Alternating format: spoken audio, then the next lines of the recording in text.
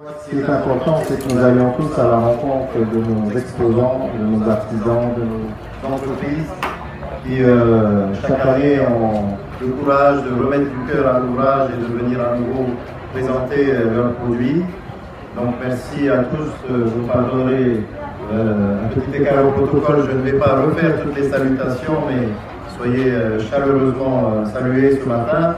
Au nom du président de la Polynésie française, M. Edouard Fritsch, qui est en déplacement, vous le savez, à Samoa, à l'invitation du Premier ministre des Samoa, donc pour un événement particulier là-bas. Donc il est néanmoins de tout cœur avec nous. Je voudrais vous adresser ces sincères salutations et ces encouragements les plus chaleureux à Mama Paula et à toute l'équipe, à la Chambre de commerce aussi, le CIPOF, pour cette initiative qui, il est vrai, croît d'année en année. On est passé de 60 à une centaine d'artisans, 100 précisément, donc le chiffre est symbolique. Et la barre maintenant est placée pour l'année prochaine.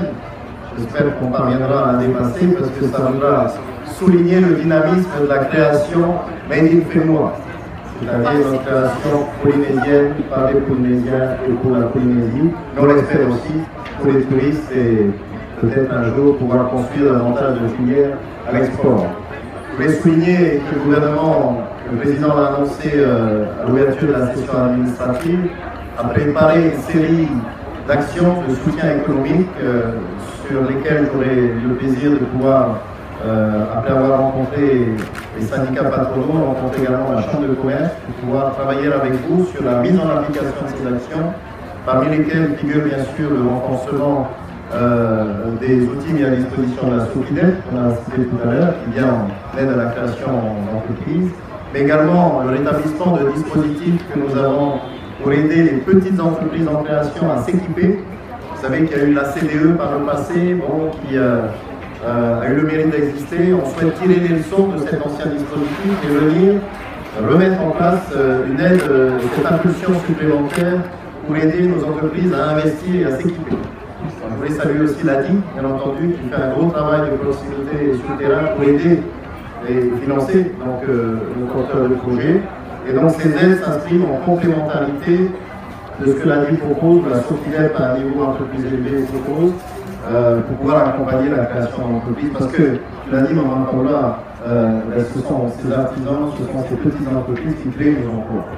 Et je crois qu'on l'oublie bien souvent. On parle beaucoup en milliards et en grandes structures, mais c'est un travail de fourmi et chaque emploi créé est un combat au quotidien, mais c'est aussi une famille qu'on aide à vivre dignement et c'est le combat que partage avec vous le gouvernement. Donc, ce qui est important aussi, c'est de vous signaler que d'autres actions vont être mises en place tout au courant du deuxième semestre, mais qu'on a besoin de vous, parce que le gouvernement ne souhaite plus travailler en chambre, si je puis dire, c'est-à-dire dans nos bureaux climatisés, et concevoir de A à Z les dispositifs. Nous avons dégagé des financements, nous avons engagé des lignes, des grandes lignes, mais c'est avec vous qu'on fait construire maintenant ces dispositifs de soutien pour qu'ils soient particulièrement efficaces et complémentaires avec ce qui existe déjà.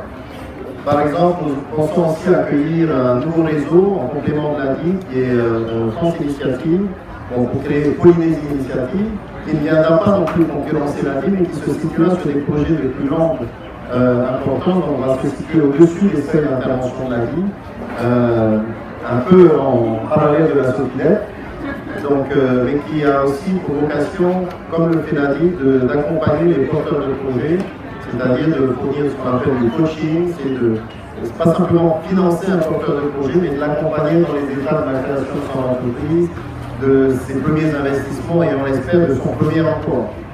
À ce sujet, le gouvernement souhaite aussi mettre en place rapidement l'aide au premier CDI dans une entreprise, quelle qu'elle soit.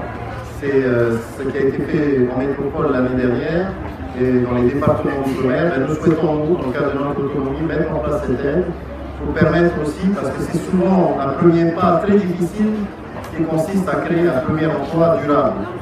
Et le porteur de projet est souvent confronté à cela. Il peut créer un CDD, c'est vrai, il peut avoir recours au CAE ou à des stagiaires, mais créer un CDI, c'est quand même un grand pas dans une toute petite entreprise.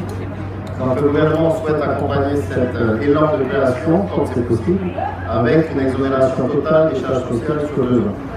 Voilà, donc une série de mesures que je ne vais pas énumérer complètement aujourd'hui parce que je commence à avoir autant que vous des doutes le long de mon front. Donc il fait un peu chaud et je ne suis pas fini en plus pour la circonstance. Je vais venir en maro la prochaine fois en mars, en tiré. Mais ça risque de créer une grosse pluie. Donc, mais quand mon collègue Raymond là sera là, il viendra tous les deux en tirer et il est plus même que moi de fixer le tiré au bon endroit.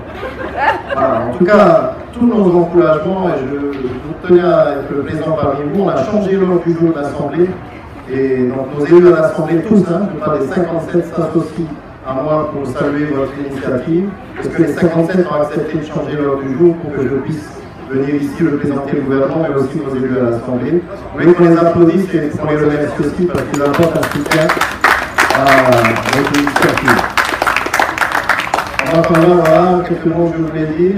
Je veux dire qu'en consultant pour en faire encore plein d'autres de salons avec nous, on a besoin de ton dynamisme. On s'était vu il y a une vingtaine d'années à Paris où on organisait ensemble, j'étais jeune étudiant, des salons pour promouvoir notre artisanat polynésien. On a fait un chemin parcouru depuis.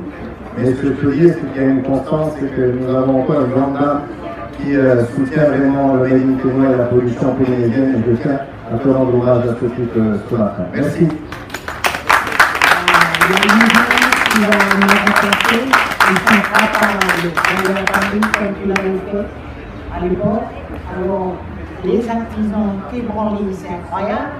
Maintenant, à la place de Quai Branly, c'est un musée. C'est toute une histoire. Et après, deuxième année, c'est à Cordoba que Théva nous avait emmené les artisans à Paris. Et donc, voilà, la jeunesse, à vous la relève, pas à Maman Faroua. Et je reviens à l'histoire de Tigéré. Parce que quelqu'un m'a sorti tout à l'heure, j'ai corrigé gentiment, parce que ça, elle a dit Tigéré. Ça, la guirlande. J'ai corrigé, c'est pas Tigéré, c'est Hé, pareil. Voilà. C'est fait pour ça, le mot Tigéré est sorti. Merci Théva, on va faire le village et couper nos courants et la jeunesse a besoin de vous, le gouvernement et tout le monde.